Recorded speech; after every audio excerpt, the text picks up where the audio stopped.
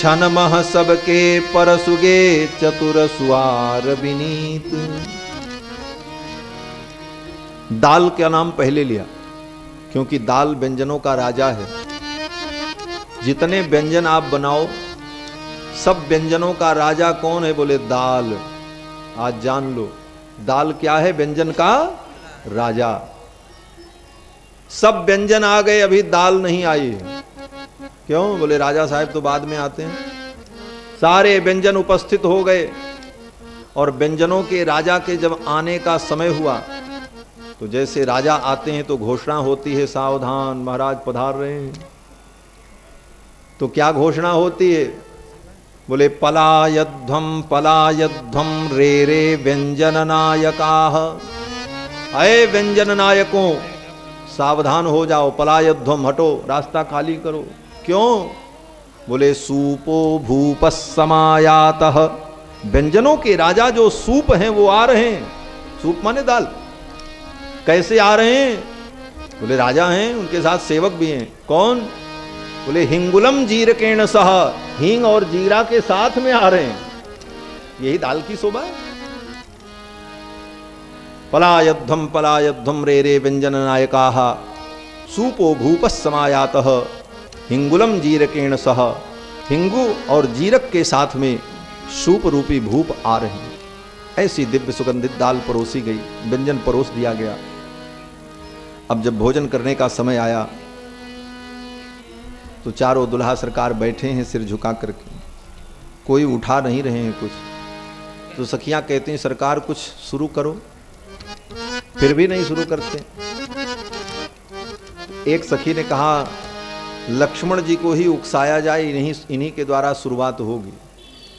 इनके स्वभाव को सखियां जान गई थीं। सखियों ने कहा लक्ष्मण जी, लखनलाल, अरे दुलरुआ दुल्हा, सबसे छोटे हैं, छोटे दुल्हा, इसलिए सखियां कहती हैं दुलरुआ दुल्हा। अरे दुल्हा सरकार, आप तो बोलते बहुत हो लेकिन कुछ करने की क्षमता आपके अंदर नहीं। लक्ष्मण जी ने कहा क्यों? बोले उस दिन तो जनक जी की सभा में बहुत गरज रहे थे कि कंदुक एवं ब्रह्मांड उठाऊं, कंदुक के समान ब्रह्मांड को उठा लें, और यहां पर उठती नहीं लड्डू सरिस मिठाई, एक मिठाई भी आपसे नहीं उठ पा रही। कहां चला गया आपका दम है? आपकी ताकत कहां चली गई? केवल आप बोलते हो, आपसे एक लड्डू भी नहीं उठ सकता। अब ताव चढ़ाया सखियों ने। इस प्रकार जब कहा तो लक्ष्मण जी को रोष आ गया और लक्ष्मण जी ने पट्ट से लड्डू उठाया और मुंह में रख लिया। सखियों ने कहा बस सरकार यही तो हम चाहते थे, अब शुरू करो। पंच कवल करी जेवन लागे, गारी गान सुनी अति अनुरागे। जेवन लागे, गारी गान सुनी अति अनुरागे। पंच कवल करी जेवन लागे,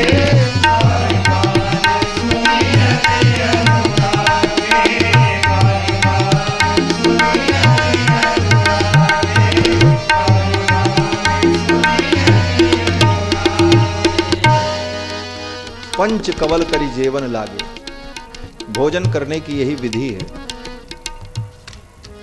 भोजन का भी सूत्र है हमारे यहां।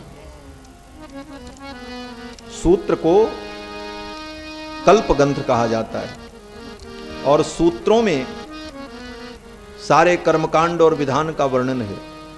तो भोजन सूत्र नाम का एक ग्रंथ ही है जिसमें भोजन करने की विधि का वर्णन है। भोजन कैसे किया जाए, चाहे जैसे खा लें, खड़े खड़े खा लें, बैठे बैठे खा लें, चलते चलते खाते रहें, ये विधि नहीं। सुंदर पवित्र आसन पर बैठ करके पवित्र पात्र में पवित्र पदार्थों को रख करके जब भोजन प्रारंभ करे तो सबसे पहले व्यक्ति को आचमन करना चाहिए। थोड़ा सा जल हाथ में लेकर आचमन करें, मंत्र बोले। क्या बोले? अमृतोपस्तरणमसि स्वाहा। ये जल हमारे पेट में जाकर अमृत का उपस्तरण बन जाए। अमृत का उपस्तरण अर्थात अमृत का बिस्तर बन जाए, क्योंकि उसी के ऊपर अन्न रखेंगे तब अन्न भी अमृतमय होगा। और आचमन करने के बाद तब जो भोजन सामने हो उस भोजन से मधुर पदार्थ को लेकर, मीठे पदार्थ को लेकर के शुरुआत करें। और शुरू में 5 कवर पहले खाना है। ये 5 आहुति है। प्राणाय स्वाहा, अपानाय स्वाहा, व्यानाय स्वाहा, समानाय स्वाहा, उदानाय स्वाहा। ये 5 मंत्र बोल करके 5 कवर खा लिया। इसके बाद अब फिर आराम से भोजन करो जैसे करना है। यही विधि है। और इसी विधि का संकेत गोस्वामी तुलसीदास जी महाराज इस पंक्ति में कर रहे हैं। करी देवन लागे, गारी गान सुनयति अनुरागे। पंच कवल करी देवन लागे, गारी गान सुनयति अनुरागे।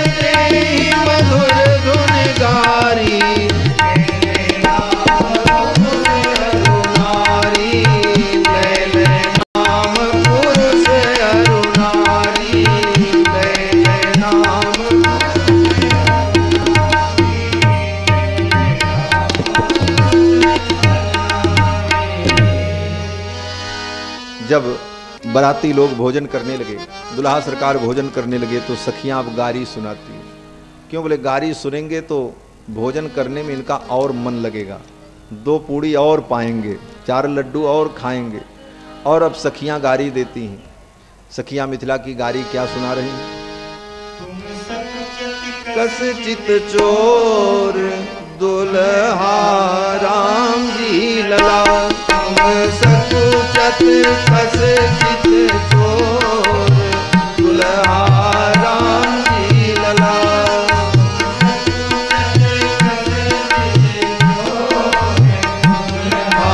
राम जी लला, कस चित चोर दुल्हा राम जी लला। रुचिर हमारे देवहु व्यंजन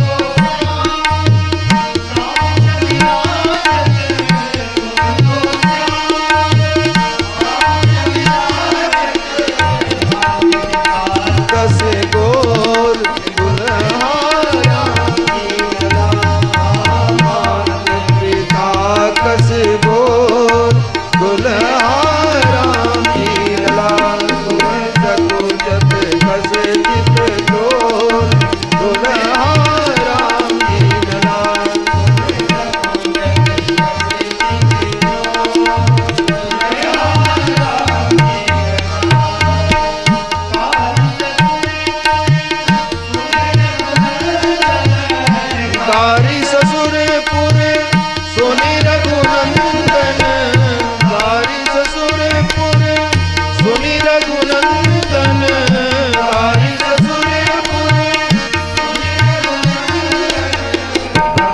सुलखी मुख मोर दुल्हा राम जी लला हसत सुलखी मुख मोर दुल्हा राम जी लला कस चित जोर दुल्हा राम जी लला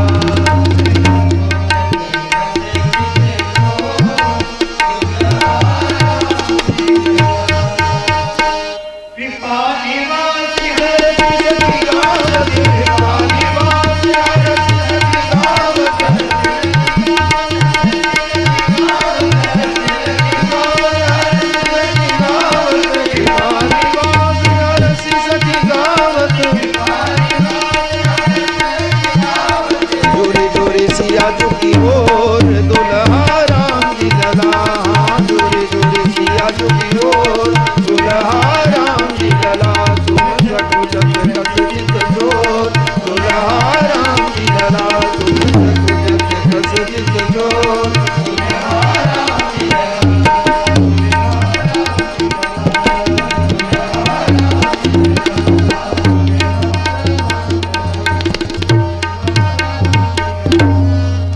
सखियां कहती हैं दुल्हा तो श्याम वर्ण है, मातु पिता कस गोर, इनके माता पिता तो कैसे गोरे हैं। सखियों के इस व्यंग वचन को सुनकर के भगवान मुस्कुराते हैं, हंसते हैं। सखियां कहती हैं सरकार आप जैसे दुल्हा को वर को पाकर के आज ये मिथिलापुरी धन्य हो गई। आज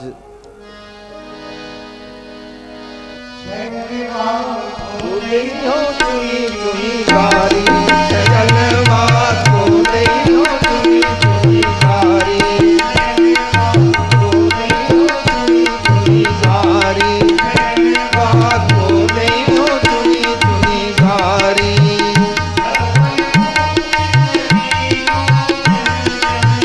छप्पन भोग छत्तीसो व्यंजन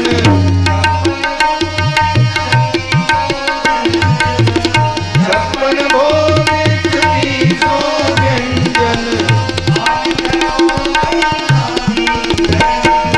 को देयो चुनी चुनी गारी जलवा को देयो चुनी चुनी गारी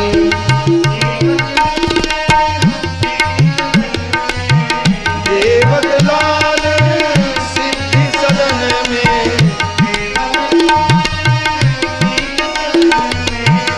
देवत लाल सिद्धि सदन में को देयो चुनी चुनी गारी जलवा को देयो चुनी चुनी गारी को देयो चुनी चुनी गारी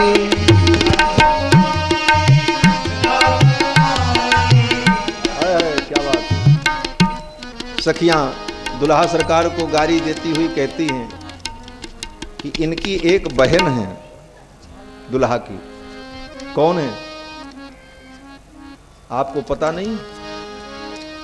शांता जी है? और सखियां कहती हैं इनकी बहन शांता जी जो राजकुमारी सुकुमारी हैं, लेकिन उनका विवाह किससे हुआ? बोले जटाधारी के साथ, श्रृंगी महर्षि के साथ विवाह हुआ। तो सखियां कहती हैं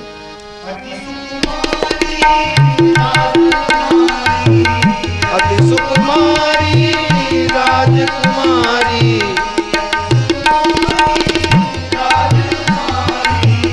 अति सुकुमारी राजकुमारी शांता बहन तुम्हारी जलवा को देयो चुनी चुनी गारी जलवा को देयो चुनी चुनी गारी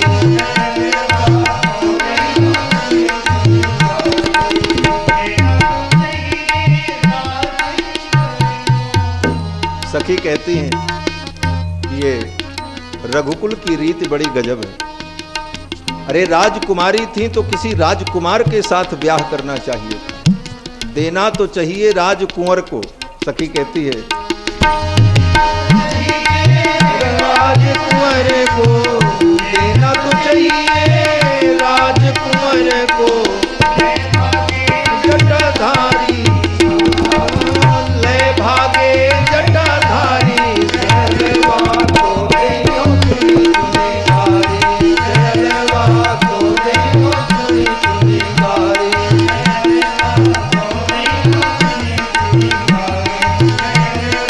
को देयो चुनी चुनी गारी।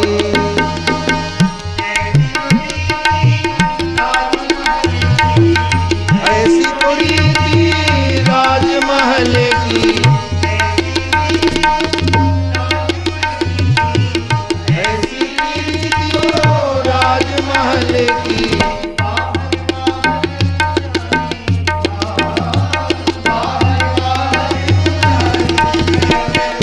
को देयो चुनी चुनी गारी, जलवा को देयो चुनी चुनी गारी, जलवा को देयो चुनी चुनी गारी। कन्याकुमारी जलवा को देयो चुनी चुनी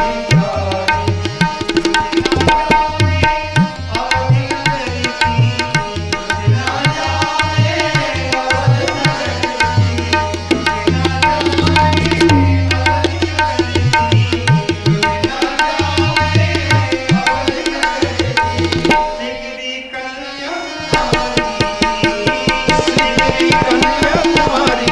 जलवा को देयो चुनी चुनी गारी, जलवा को देयो चुनी चुनी गारी, जलवा को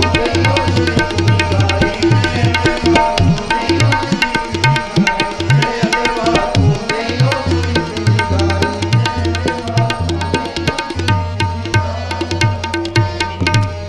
सखियों ने दुल्हा सरकार को बड़े व्यंग वचन सुनाए। देना तो चाहिए राजकुंवर को ले भागे जटाधारी। सखी कहती हैं अवधपुर की बड़ी लीला गजब है। अरे रघुनाथ जी अब तो सावधान हो जाओ, नहीं तो आपके अयोध्या की स्थिति बिगड़ जाएगी। ठाकुर जी मुस्कुराते हैं, मिथिला की गारी को सुनकर के हंसते।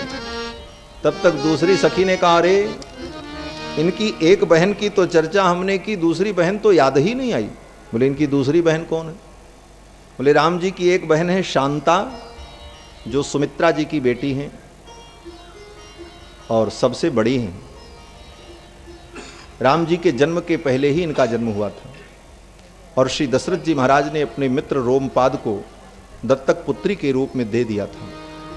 वो शांता जी सुमित्रा जी की बेटी। और दूसरी बहन कौन है? बोले सरयू जी। सरयू जी भी भगवान की बहन ही लगती हैं। क्यों? बोले वशिष्ठ जी महाराज इनको लेकर के आए, इसलिए इनका नाम वासिष्ठी है। और गुरु की पुत्री वशिष्ठ की पुत्री है, इसलिए गुरु बहन लगती है। तो एक सखी ने कहा इनकी सरजू की क्या महिमा है? तो मिथिला की सखी ने कहा कि कोई भी अयोध्या चले जाओ, कोई रोक टोक नहीं है, जिसका मन हो वो जाए सरजू जी में डुबकी लगा दे। इतना बड़ा व्यंग्य किया। सखी ने कहा यहां तो कोई रोक टोक नहीं है, सरजू में कोई जाओ डुबकी लगाओ, और उसके बदले में कुछ देने की भी जरूरत नहीं। क्या देना है? बोले ज्यादा से ज्यादा चवन्नी अठन्नी चढ़ा करके चले आओ गंगा जी में, सरजू जी में, यही तो। सखी कहती है अरे सरजू के कीमत चवन्नी अठन्नी, सरजू के कीमत चवन्नी अठन्नी, सरजू के कीमत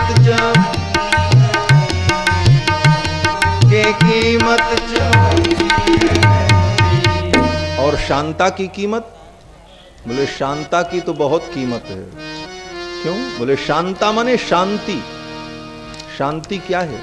बोले शांति जो है वो भगवान राम की बहन है, और शांति को कौन नहीं चाहता ये बताओ। सखियां कहती हैं दुनिया के हर व्यक्ति से पूछो भाई आप क्या चाहते? बोले हम तो जीवन में शांति चाहते हैं।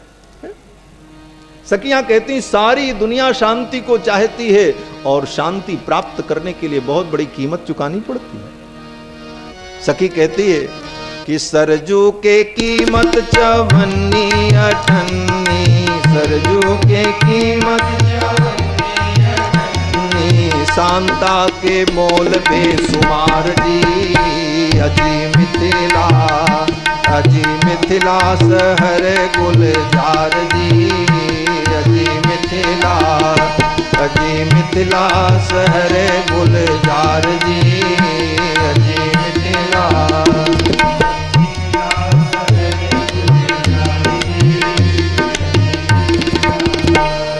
सखियों ने कहा शांता की कीमत तो बहुत है, शांति के लिए व्यक्ति क्या नहीं देता, किसी भी प्रकार जीवन में शांति हो।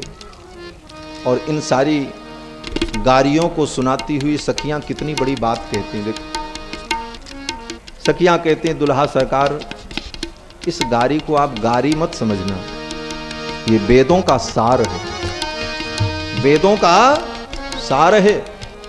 क्योंकि आप भी वेदों के सार हो, वेद वेदांत वेद्य हो, और आपको मैं वेदों का सार सुना रही हूं। सखियां कहती हैं कि मिथिला की गारी को गारी न समझो, मिथिला की गारी को, मिथिला की गारी को गारी न समझो, मिथिला की गारी को गारी न समझो। गारी है वेदन का सार जी।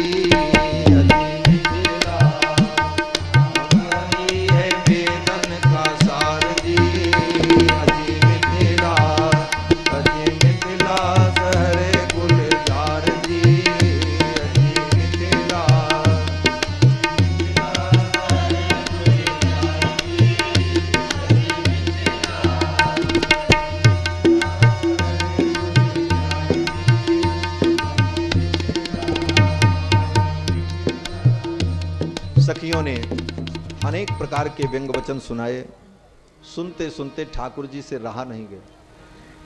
ठाकुर जी ने सोचा कुछ लीला करनी चाहिए, और श्री रघुनाथ जी ने क्या किया, बोले गाने वाली जो स्त्रियां थी ना, वो सब अटारी पर बैठ करके गा रही थी। बीच आंगन में जेवनार की विधि हो रही थी, बराती बैठे थे, दुल्हा बैठे थे, ऊपर कंगूरों पर बैठकर, अटारी पर बैठ करके पर्दे के आड़ से सखियां गा रही थी। तो जब सब लोग भोजन करने लगे तो ठाकुर जी ने सोचा जरा देखें तो ये गाने वाली कौन है, ये आवाज कहां से आ रही। और इस लीला में ठाकुर जी मिथिला वासियों को छकाना चाहते हैं। और ठाकुर जी ने क्या किया, बोले जब सब लोग भोजन करने में मग्न हो गए तो ठाकुर जी ने धीरे से ऊपर की ओर देखा। जेवत जानी सबय रघुनंदन आप लख्यो मिथिलेश अटारी। जब सब लोग भोजन कर रहे थे तो ठाकुर जी ने अटारी की ओर देखा। जेवत जानी सबय रघुनंदन आप लख्यो मिथिलेश अटारी। राम को रूप निहारी सबय भई भई मति विभ्रम गावनिहारी। राम जी ने जब ऊपर की ओर देखा और उन सखियों ने राम जी के मुखमंडल को देखा, बस सखियों की मति भ्रमित हो गई। और मति ऐसी भ्रमित भई कि भूल गई अवधेश को नाम। जो गाली पढ़ रही थी उस गाली में अवधेश अवधेश कह रही थी कि अवध के राजा को ऐसा, अवध के राजा को ऐसा। तो भूल गई अवधेश को नाम और देन लगी मिथिलेश ही गारी। ये मेरे रघुनाथ जी के मुख सौंदर्य का प्रताप है। जेवत जान सबय रघुनंदन आप लख्यो मिथिलेट अटारी। राम को रूप निहारी सबय भई मति विभ्रम गावनिहारी। और भूल गई अवधेश को नाम और देन लगी मिथिलेश ही गारी। अवधेश के जगह पे उनके मुंह से मिथिलेश निकलने लगा। फिर तो अयोध्यावासी आनंद का अनुभव करने लगे, खूब आनंद हुआ मनोजन। कुछ देर बाद सखियां सावधान हो गई, अरे ये कैसे हो गया। यही तो ठाकुर की लीला है। हमारे रघुनाथ जी न शक्नोत्यपाकृष्टुम अपाक्रांते पिराघवे। महर्षि वाल्मीकि कहते हैं कि राम जी जिसको देख लें, और किम वा कोई राम जी को देख ले तो क्या मजाल है कि वो अपने वश में रह जाए। ठाकुर उसे अपने ओर खींच ही लेते हैं। मिथिलावासियों के चित्त को, मन को चुरा लिया। मिथिलावासियों को बहुत आनंद हुआ, परमानंद हुआ है। इस प्रकार जेवनार की विधि संपन्न भई। जेवनार की विधि के बाद सभी बराती जनवासे में आए, परमानंद हुआ है और कई दिनों तक बारात मिथिला में ही रुकी रह गई। आज भी मिथिला की परंपरा है, जो मिथिला के लोग यहाँ होंगे उनको मालूम होगा, आज भी मिथिला में विवाह होता है तो विवाह के बाद बारात तो चली जाती है लेकिन दुल्हा को आज भी रोक लिया जाता है और कम से कम 15 दिन तक दुल्हा अपनी ससुराल में रहता, कम से कम। ऐसे महीनों रहे कोई दिक्कत नहीं, लेकिन 15 दिन तो उसको रोकते ही रोकते हैं, आज भी ये परंपरा है। और वो बाहर नहीं जाता, घर के अंदर ही रहेगा और वहीं नहाने खाने की सब व्यवस्था, रहने की सारी सरहद सब सेवा करेंगी और 15 दिन वो 20 दिन महीने खूब आनंद का अनुभव। कहते ना ससुराल सुख की खान, सुख की खान है। सखियों ने ठाकुर जी को खूब सुख दिया, खूब आनंद प्रदान किया और बारात बहुत दिनों तक रुकी रही। मिथिलावासी तो कहते हैं कि राम जी तो मिथिला से गए ही नहीं। क्यों नहीं गए? बोले विवाह हुआ अगहन के महीने में और अगहन के बाद 15 दिन तक राम विवाह पंचमी से 15 दिन मान लो, तब तक बारात औपचारिक रूप से रुकी रही। इसके बाद जब विदाई का समय आया,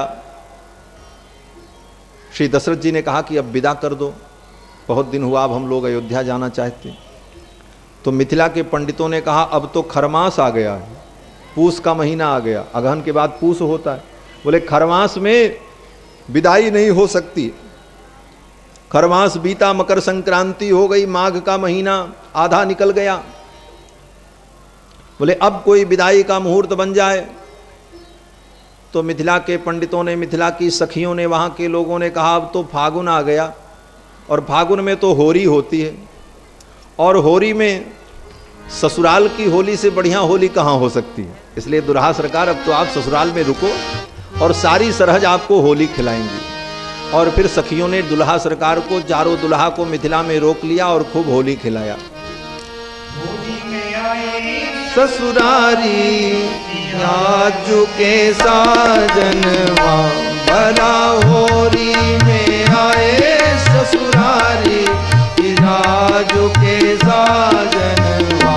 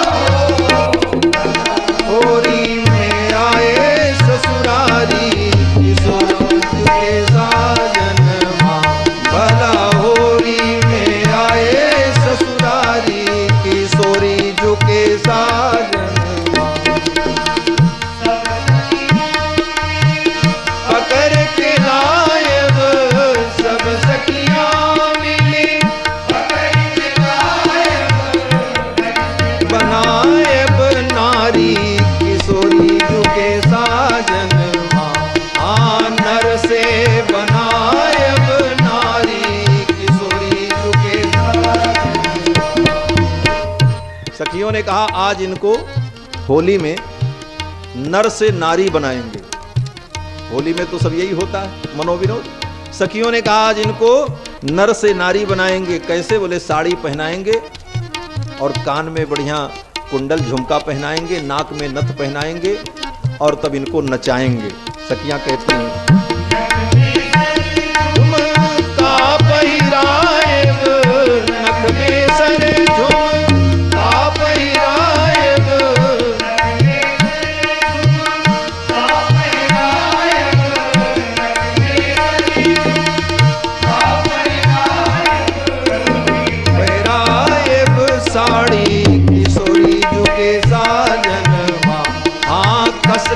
पहराएब साड़ी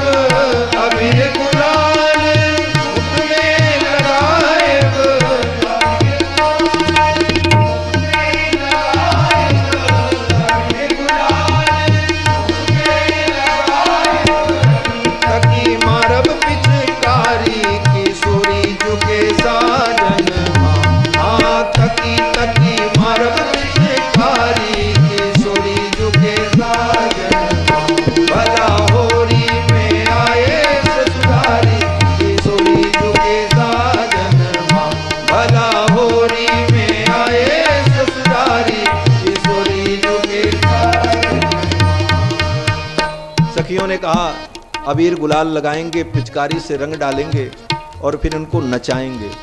एक सखी ने कहा जब ये नाचेंगे तो बाजा भी तो बजाना पड़ेगा, बिना बाजा के नाच थोड़ी होती, ताल मिलेगा, सुर मिलेगा तभी तो नृत्य होगा। तो सखी ने कहा बाजा कौन बजाएगा? बोले इनके जो भाई लोग हैं ये बाजा बजाएंगे। साज बजवाए छोटका भैया से,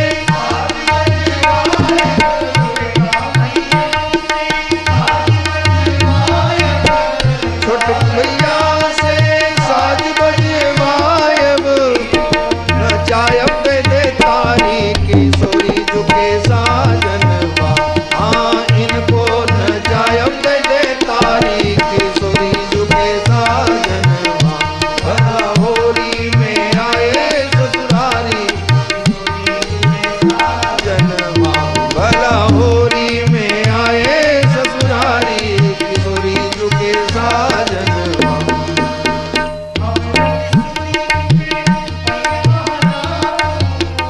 सखियों ने कहा बहुत नचाया ठाकुर जी को। दुल्हा सरकार ने कहा अब थक गए, अब तो छोड़ दो। सखियों से हार गए ठाकुर जी। ठाकुर जी ने कहा अब छोड़ दो, अब मत नचाओ। तो सखियों ने कहा एक शर्त पे बचोगे। बोले क्या शर्त? बोले हमारी किशोरी जी के चरणों में प्रणाम करो, अपना सिर झुकाओ। मेरी जानकी जी के चरणों में अगर सिर झुका दोगे तो आपको हम छोड़ देंगे, अथवा आपको अपनी पराजय स्वीकार करनी पड़ेगी कि हम मिथिला की सखियों से हार गए। दुनिया में भले जीतो लेकिन यहां तो आपको हारना ही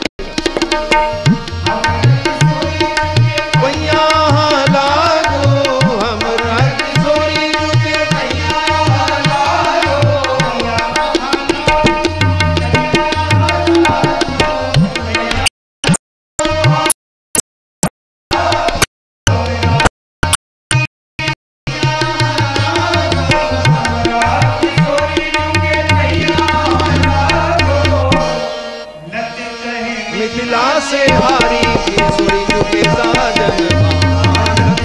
मिथिला से हारी किशोरी झुके साजनवा। होली में आए ससुरारी किशोरी झुके साजनवा। भला होली में आए ससुरारी किशोरी झुके साजनवा।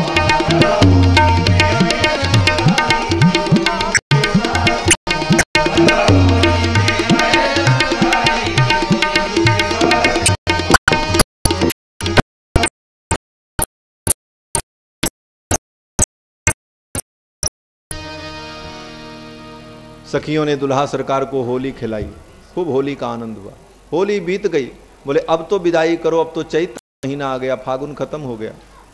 तो पंडितों ने कहा ये तो दुल्हे का जन्म महीना है, चैत्र में दुल्हे का जन्म हुआ है और जिस महीने में जिसका जन्म होता है वो महीना उसके लिए अच्छा नहीं माना जाता ज्योतिष शास्त्र के अनुसार, इसलिए चैत्र के महीने में तो विदाई नहीं होगी। चैत्र में भी विदाई टल गई। बैसाख आ गया, बोले अब विदा कर दो। तो मिथिला के पंडितों ने कहा कि बैसाख में भी विदाई नहीं होगी। क्यों? बोले बैसाख का महीना तो कन्या का जन्म महीना है, वो कन्या के लिए ठीक नहीं है, क्योंकि बैसाख के शुक्ल पक्ष की नवमी को जानकी जी का अवतार हुआ है, जानकी नवमी। तो सखियों ने कहा, पंडितों ने कहा कि बैसाख के महीने में भी विदाई नहीं होगी क्योंकि कन्या को भी तो विदा करना। बैसाख का भी महीना चला गया, जेठ का महीना आ गया। बोले अब विदाई कर दो। पंडितों ने कहा कदापि नहीं। क्यों? बोले कन्या भी जेठ, बर भी जेठ और जेठ का महीना 3 जेठ, कैसे विदाई होगी? नहीं हो सकती। जेठ का महीना भी चला गया, कोई मुहूर्त बना ही नहीं विदाई का। जेठ का महीना बीत गया, आषाढ़ आ गया। जब आषाढ़ आया तो बादल आ गए, रिमझिम बरसात होने लगी, वर्षा ऋतु आ गई। बोले अब विदाई कर दो। मिथिला के लोगों ने कहा महाराज कैसी बातें करते हो, वर्षा ऋतु में तो सन्यासी भी कहीं नहीं जाता, एक जगह चातुर्मास से करता है, और आप गृहस्थ होकर के इतनी बड़ी बारात लेकर के कैसे जाओगे? इसलिए अब कहीं जाना नहीं, अब तो 4 महीने यहीं रुको। 4 महीने बरसात भई, सावन भादों कुआर तक वहीं रहे। कार्तिक का महीना आ गया, बोले अब तो विदाई कर दो। मिथिला के पंडितों ने कहा कार्तिक में तो भैया दूज होती है, और भैया दूज को बहन अपने भाई की पूजा करती है, तो अब तो किशोरी जी अपने भाई की पूजा करके और तिलक करके तब ही विदा होंगी, इसके पहले कहाँ। इसलिए कार्तिक में भी विदाई नहीं हुई।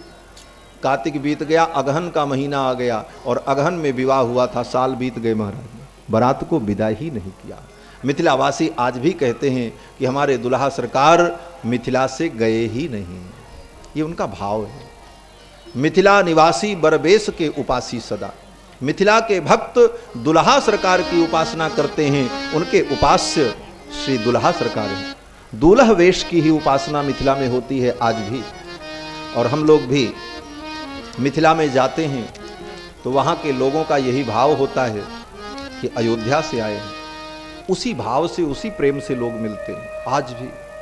अद्भुत है मिथिला नगरी, जहाँ पर श्री किशोरी जी का प्रादुर्भाव हुआ और श्री जानकी जी ने बाल लीला की। सुंदर तिरहुत देश, बंधुओं, ठाकुर जी का दिव्य कल्याण महोत्सव, विवाह महोत्सव हुआ। अब ठाकुर जी को ससुराल में ही रहने दो, कल उनकी विदाई करेंगे और अयोध्या ठाकुर जी पधारेंगे। और बस चारों दुल्हा चारों दुल्हन की जय बोल करके हम लोग इस कथा को विराम करेंगे। दुल्हा की जय, चारों दुल्हन की जय, चारों दुल्हा की जय, चारों दुल्हन की जय,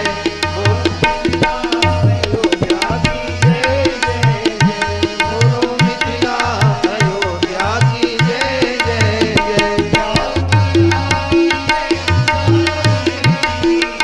चारों दुल्हा की जय, चारों दुल्हन की जय,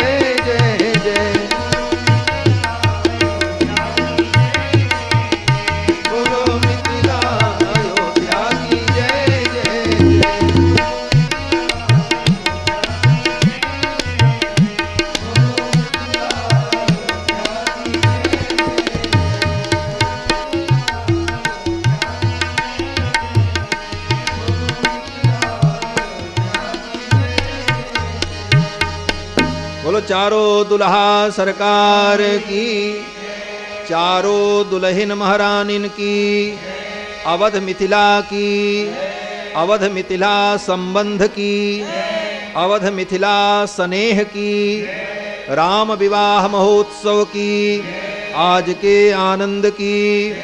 जय जय सीताराम।